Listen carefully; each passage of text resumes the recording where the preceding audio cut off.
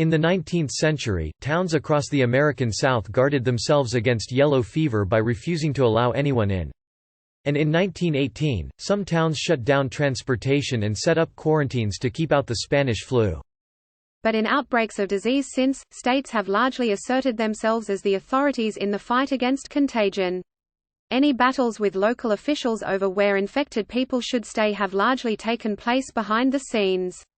So the situation that unfolded on Monday in a packed federal courtroom in Santa Ana, California, was unusual. The city of Costa Mesa was pleading that a judge block California from moving people infected with the new coronavirus into a state-owned facility in the city, where they would remain in isolation while recovering.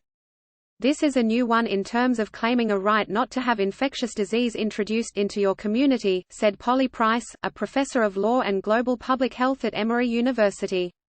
Although cities and towns once claimed an absolute right to guard against disease, she said, state-level control over isolation and quarantine has been the norm for more than a century.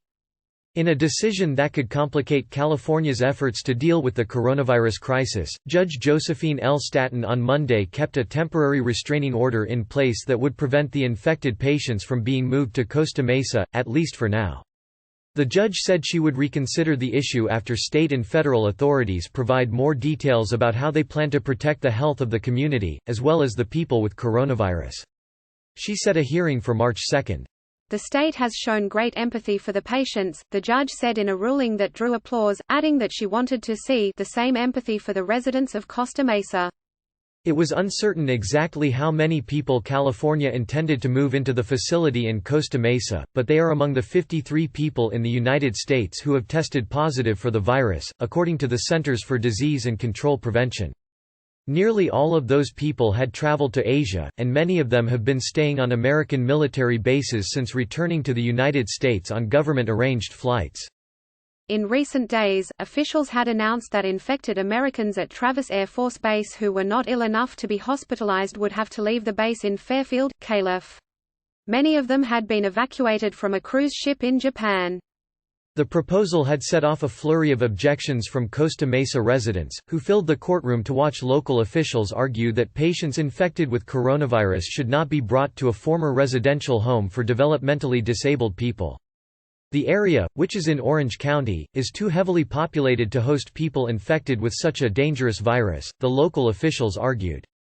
Given the Costa Mesa area's popularity with tourists, you almost couldn't pick a better disease vector, said Jennifer L. Keller, a lawyer hired by Costa Mesa to try to block the transfer.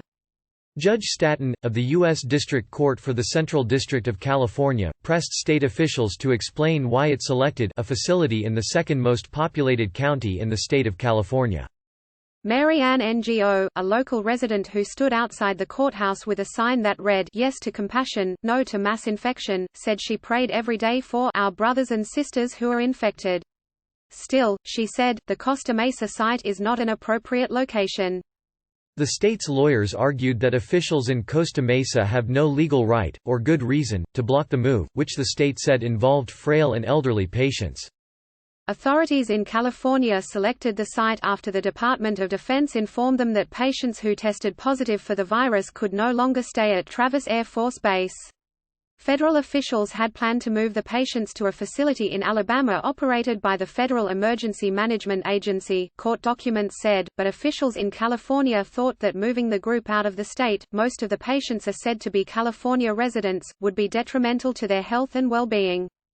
The forced relocation of these Californian residents from California to Alabama for the duration of their isolation period, after having already undergone quarantine for weeks on a cruise ship, poses health risks to these repatriated individuals, many of whom are over the age of 65 and have chronic underlying conditions, wrote Xavier Becerra, the Attorney General of California.